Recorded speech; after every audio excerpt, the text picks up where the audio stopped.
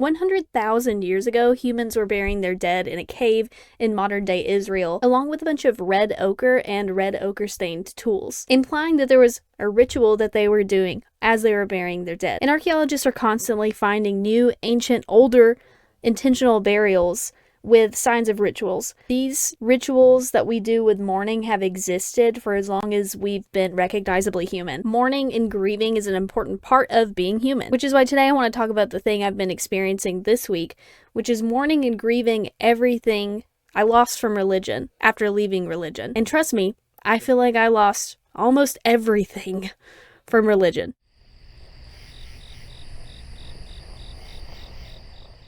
Hello, critters. I know what you're thinking. Where did the possum body go? I've decided to go with the human avatar VTuber model because there's a couple reasons. One, we talk about trauma a lot on this channel and like serious topics. It's the nature of the beast, and doing it in a possum body felt a little odd, but also it felt like it was putting a wall between me and my audience. I feel like it being a human avatar just connects us better. We're talking person to person, you know? This just feels more personal. This is my new VTuber. This is my new room. I drew this room myself. I hope you like it. Please don't be too hard on me. I'm literally just a baby artist, okay? So I haven't posted in a good long while, and the main reason for that is, well, I found out that one of my ex-best friends from the JMS cult is going to be pressured into a marriage ceremony soon, where they basically speed date and then like marry someone they barely know. And I couldn't live with myself if I knew that she was going to be pressured into that and didn't try to get her out. So I've been working on that the past many weeks, and it's been a lot. It's forced me to face a period of my life that I definitely exiled from my brain, which was my time in JMS. And that means a couple weeks ago, it hit me like a truck. This feeling of loss and mourning and like grief, like legitimate grief. It was so overwhelming I could barely function. I've had to process that the past couple weeks, and I'm still processing it now, so I feel like it's a good topic for us to talk about since it's so present. So to give you a little bit about my story, so maybe you feel less alone and know that I am damn qualified to talk about this. When I left JMS, I deconstructed both JMS, the abusive cult, and Christianity in general. So I lost all of my lifelong beliefs and the biggest part of my identity. But not only that, the cult had convinced me to somewhat cut off my old friends from before JMS. So I lost them. I lost the community I had built in JMS because they, will only associate with you if you're in their group because it's super conditional. Right as I was deciding to leave my parents, we were going through a messy divorce. So I lost, a unified family, and they sold their house. And we're living in different, various places. So I didn't really have a room to live in if I wanted to leave JMS. Because at the time when I wanted to leave, I was living in the church building with other members. So if I wanted to, quickly evacuate and live somewhere else, I didn't have anywhere to go. Eventually, my mom got a boyfriend who I lived in one of his rooms in his house, but it didn't feel like a home. I really felt emotionally homeless. Since I was recruited in college, they had taken all my time, JMS had taken all my time in college, so I didn't get to pursue any opportunities in my field. So I didn't have a job, and I wasn't able to get into my field. Also, my education just wasn't as good as it could have been because I was so exhausted all the time from working so hard for JMS. I was getting like 2 hours of sleep and blacking out on a bus. I was so exhausted. I also had an eating disorder. I had gotten rid of a bunch of my stuff to make the move out of the, church easier so I could do it in one swoop. I had no money in my bank account.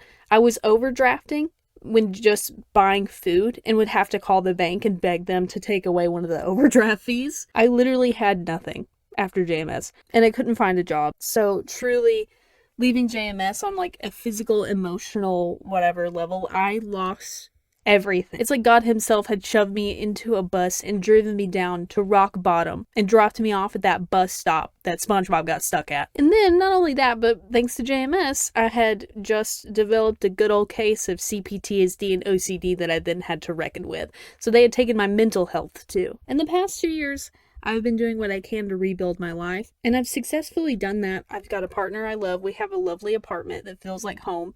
I have a job that's pretty good. Not in my field, unfortunately, but it's a job. And I have a great therapist who's helped me process a lot of that trauma. But having to reface that time of my life while trying to get my ex-best friend out of a cult means that all of that stuff I hadn't properly mourned was coming back to the surface. My therapist basically told me that this is pretty typical. Sometimes when you leave a traumatic experience, you will find that a couple years later, you'll be hit with that grief and you'll have to mourn it. And that's not an easy thing to do. And it's something that I'm sure a lot of you can relate to. And if you haven't mourned it yet, there may come a day where it hits you where you suddenly do. So what do you do? One thing about religion is that it never allows you to properly, fully grieve or mourn anything because of all the spiritual bypassing. Spiritual bypassing is when you use spiritual things to like bypass hard feelings and emotions. And if you've ever been to a Christian funeral, you'll know exactly what I'm talking about. It's very much, oh, you'll see them again someday. They're in a better place. You can't be sad. They're in heaven now. That sort of stuff. There's a lot of ways people spiritually bypass, especially when it comes to hard things like grief. And grief is not just about dying. People grieve potential. They grieve the lives they could have had. They grieve the years they missed out on that they gave to an organization. There's so many things you can grieve. And now odds are, if you've left religion, for the first time, you're having to fully face grief when you've never had to before. So it can feel super, super intense. It's like someone just suddenly flashbang you while you were laying in bed asleep and they turn the lights on and say, "Don't be late for school!" It's really, really overwhelming to suddenly have to face after a lifetime of suppressing it or bypassing those things. And the thing about that grief is, like I said earlier, it stays in your nervous system until you fully process it out. It's like any other feeling of like anxiety or anger. So even if you do push off the grief of leaving religion, odds are it's going to rear its ugly head and it's going to say, "I'm back, bitch," and you're gonna say, "God damn it." And the thing about atheism is that there probably, for most people, is an atheist honeymoon phase, where all of a sudden you have all this freedom, and you're like, wow, I can, experience emotions, I can think freely. And then you have to face your various obstacles that are different for everybody. And one of those things is going to be grieving. And emotions serve a biological purpose. Like we were talking about earlier, humans have been grieving and doing rituals around grieving for hundreds of thousands of years. And that doesn't just go away. There's a reason we evolved to do these things and to feel these things. Humans are social creatures, and grieving is an important part of our, emotional health. It allows us to properly process what we lost out of our nervous systems. It allows us to take time to heal so we can move on and build healthy lives again. It also encourages us to reach out and seek connections. There's a lot of things that grieving does that are, essential for human thriving. So just to talk about some of the things that you may be grieving when losing religion, you could lose your whole identity and all your core beliefs because you're taught as a Christian that your entire identity should come from being a Christian. So then when that's gone, who are you? All these deeply held beliefs, you find out that they're probably not true. What do? You held them so sacred and now they're gone. That's a totally valid thing to need to mourn and grieve in your life when leaving religion. And those things are not easy to build back. You had it handed to you on a silver platter, and all of a sudden you have to do all this hard work to figure it out for yourself. That sucks. That is something to grieve. It's also a beautiful thing, don't get me wrong, but you have to sit and fully feel that it sucks before you can build something awesome. Another thing that you may be mourning after leaving religion is the feeling of God's companionship. I know I miss this a lot. Just the feeling that someone's there and cares about you is super good for, our mental health. And then learning that it's a lie. You're grieving someone you loved and also grieving that they were never really there. And again, there's something beautiful that can be built up in its place, which is the fact that every time that you reached out to God, you were there. Every time that you got wisdom from God, that was wisdom from you. You had your back then, you can have your back now. But before you can get there and build that up, you need to grieve what you've lost. You may also be grieving the various ways that religion provides a security blanket. I know this one was huge for me. I now have medical OCD and think I'm gonna die at every second of the day. I really had to mourn that security blanket of prayer and God's protection and eternal life after. Having to face that all of a sudden you don't have that security blanket you thought you had. That also really sucks. And it's okay to sit in that and feel how much it sucks. You may also have to re-mourn loved ones who had already passed away, realizing that you won't see them in heaven like you originally thought you did. You bypass that true grieving and mourning before with, the promise of eternal life in heaven with them. Now you have to face it full on, as if it wasn't hard enough the first time. You also have to mourn, the built-in community and friends that you had in these religions. A lot of the times, their companionship is very conditional on you believing the same things as them. Because, for a lot of religions that are less healthy, there's a lot of enmeshment. And enmeshment is basically an unhealthy emotional attachment where you believe that, love means that they believe and think all the same things as you, and that you believe that they're an extension of you. So when all of a sudden you believe something differently, that's a betrayal to them in their eyes, and they're going to cut you out. Especially if you belong to a religious group like the Jehovah's Witnesses, who practice shunning. You have to mourn friends, family, loved ones that you lose when you decide to be your authentic self. And humans are social creatures, as we've talked about before on this channel. We weren't the fastest, we weren't the strongest, so literally what we had was living in community with one another. So being ousted from a group literally means that, 100,000 years ago, you would be dead. Dead. So your nervous system didn't just forget that. It's encoded in it. Being shunned feels like dying. And there's a lot to grieve and mourn there. You also have to mourn all of the lost experiences and opportunities that you could have had and didn't because of religion. All the things that you could have explored? All the things that you could have explored or done, but didn't because you had to prioritize church or you believed it was sinful. A super common one is how, people grow up in strict purity culture because of religion and then realize that all those years they could have been exploring their sexuality, they weren't, for no reason. And sexuality is an important part of being human and human health.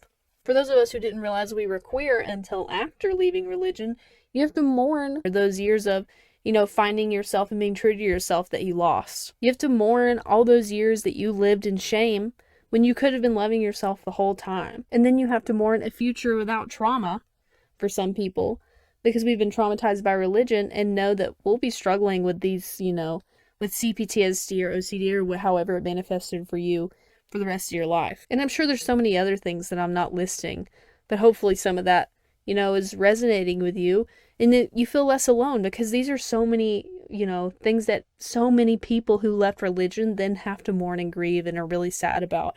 And if it's hard for you to move on from that, that's totally normal. So we know that there's all these things we need to grieve when we leave religion, all this identity and experiences and shame and, lost time. So what do you do? How do you do that? The more you push it off or the more you suppress it, the longer it will last as a phase. There's a reason there's an angry atheist phase. And there's a reason that you have to lean into that and be angry. And that's totally valid, because you have to process those feelings out of your nervous system before you can truly move on from them. So if you never let yourself be angry, then you'll struggle to move on from it. If you don't let yourself grieve and mourn, you'll struggle to move on from it. So grieve and mourn and let yourself be really intensely sad, like really lean into it and feel it for a while. The more you fight it or run away from it, the longer it will come out, and the longer it will come out dysfunctionally. If you need to, have a funeral. That's literally what I did. One of the things that was hitting me the hardest was the fact that I lost my friends who I loved so much. And I kind of deserved to when I saw how I treated them when I was in JMS. Simultaneously, I have to hold that I was an abuse victim and that it wasn't my fault and that there was a lot of manipulation and coercive control and that was involved in me, joining. And that's not my fault. But at the same time, I still did those things to my friends and they have every right to cut me out. So I had to mourn that. So I literally had a funeral where I wrote letters. And then, for me, I started my vegetable garden, really focused on the feeling of, now that I've had a week of crying and, writing letters and feeling it, this is the point where I can build something better. This is a new start. And that's where my little pepper plants are outside for me. There are no rules on how to do this. There's no one way to mourn or feel feelings. Try to listen to your body as you try to lean into those feelings of mourning and grief, and then listen to what your body needs. Maybe it just needs to go on a hike. Maybe you need to cry. Maybe you need to scream. Maybe you need to write letters to those who'll never get it. And also feel like I've heard from some men that they just really struggle to cry. So I want to emphasize that there's not just one way to process a feeling. You don't have to cry to process a feeling. Everybody's different. So maybe figure out what's best for you. Again, I cannot recommend journaling or writing a letter to, God or like your ex-church or anything enough. Burn it, destroy it, hit it with a baseball bat. Like literally, there are no rules. You don't have to cry. There are lots of ways to process emotions in your body. Just make sure it's in your body and not just in your head. Another thing I really suggest is parts work, which can be a little overwhelming without the help of a therapist, but you can do parts work at home by yourself. There are parts of you that in this process, especially if you grew up in religion, there's younger parts of you that need to be heard and need to be talked to in order to fully mourn and move on. So, for example, when I was in therapy, I was listening to my body or like feeling, that sadness and leaning into it. And I was like, there is still a part of me that feels like if my old friends would just hear me out and listen to me explain, then they would take me back, even though I know logically that's probably not true. And she basically was like, well, can we talk to that part of you? And I was like, yeah. And she was like, I totally hear you. I think you're wonderful, and know that you think that if they would just hear you out, then they would take you back. But the reality is, you already did that. Because I did reach out to my friends, and we did have conversations about it, and they still chose to stay out of my life or keep me out of their life. So she basically was like, you already tried. You already did that. And if they were really your people, they would have heard you and supported you through it all and would have understood. And the people that are for you that will hear that and understand that are out there. And you're going to meet them. And I immediately felt that like release of like that feeling of needing to explain myself. I felt it kind of melt away. So I can't recommend enough. It can be as simple as just like feel the sadness and then ask yourself what needs attention, and whatever comes up, validate it and just be like, yeah, that really sucks, and lean into how much it sucks. It sounds counterintuitive because you would think the way to move on is to stop feeling it, but there has to be a period of time where you listen to that part of you that's like, damn, this sucks, and you say, yeah, that shit sucks, dude. Validation is super important. Also, everybody is different, but I also recommend if you need to do some rituals, let yourself get a little bit of woo. But to the level that makes you comfortable. My tolerance for woo-woo stuff is like pretty low, but I've found things that work for me. So I do tarot, but I do it through a Jungian lens so that I'm not like predicting some metaphysical thing or like predicting the future or like there's no magic involved or anything supernatural. But the randomness of the cards allows my subconscious to tell me how it really feels. So I pull cards and see how my, what comes to me immediately.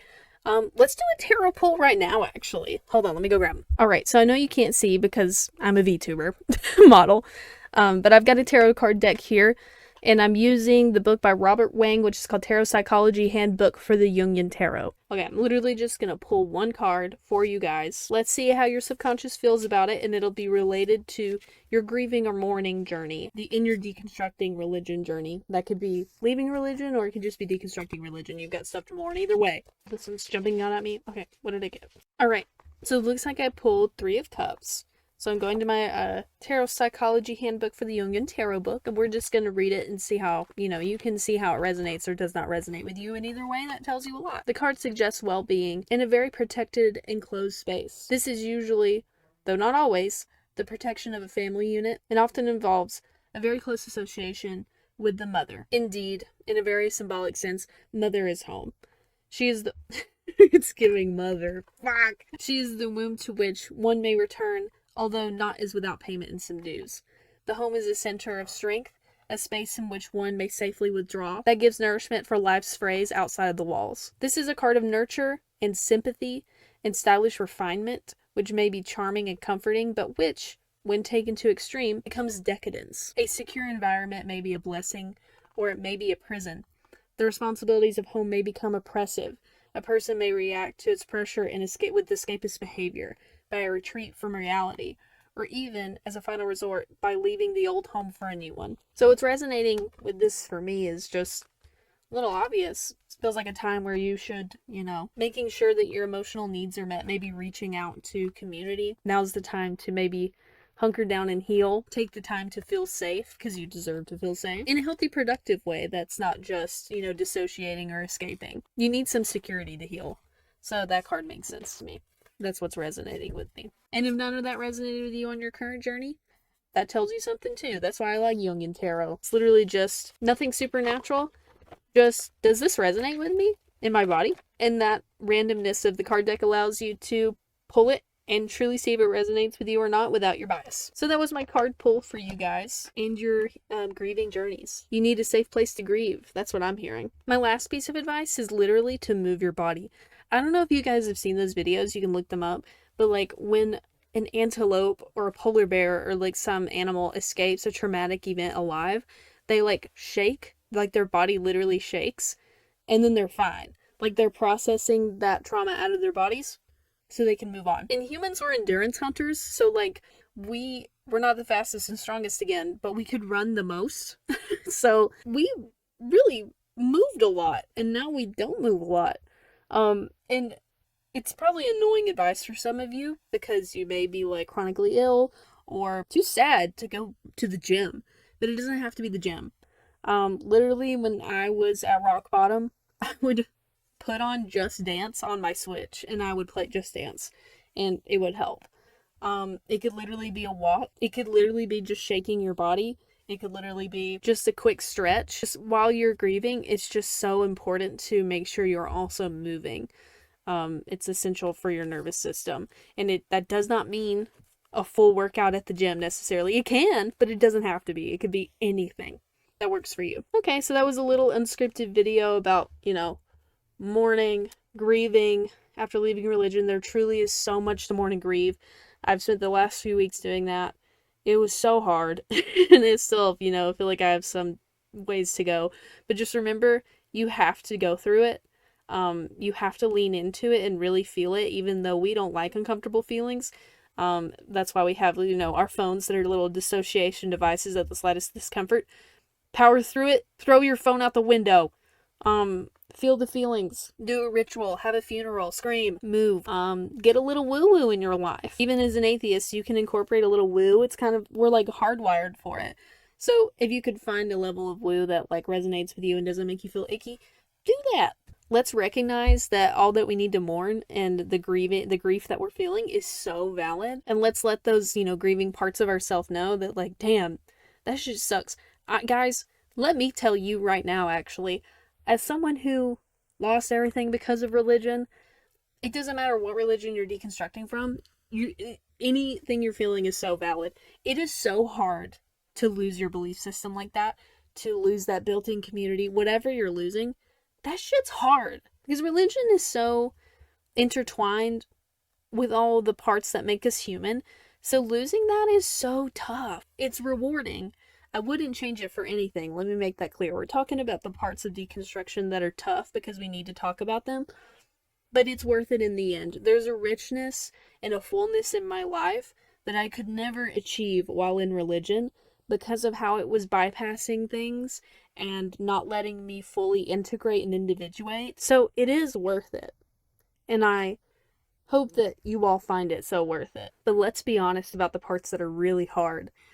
Because we need to be honest with those parts of ourselves. We need to validate them and let them know, like, hey, if you're struggling, damn, that makes fucking sense. Anyways, sorry for rambling. I'll be back soon with a video, answering questions that atheists don't want to answer. But I'm also gonna try to not just make it like a deconstruction video, but I'm also gonna answer the questions while telling you what I've built up in those places, if that makes sense. You'll see.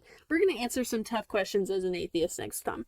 It's gonna be really fun. I'm really excited about it. I hope you like the new, avatar. I hope it feels a little more personal. I hope you like the new backdrop. Next time we'll be back with a more structured video. Thanks for being here. Remember, all your feelings are valid. I want to start ending the week giving this Christian nationalist fascist takeover that we're experiencing right now by recommending things that you can easily do to help fight fascism. Today, I set up a recurring monthly $5 donation to NPR because news sources are more important than ever right now, and Trump signed an executive order to get rid of NPR and PBS because they criticize him. Guys, publicly funded news is very important, so let's pick up the slack where Trump's, signed that executive order. NPR can suck sometimes, but they're the best we got. Easy, just do a $5 monthly donation to NPR to help fight fascism today. That's my recommendation. I'm going to try to start giving a recommendation of little easy things you can do quickly every week to help, the cause of, not wanting to be in a queer atheist woman in a Christian fascist country. We've got this and we've got each other. Bye-bye.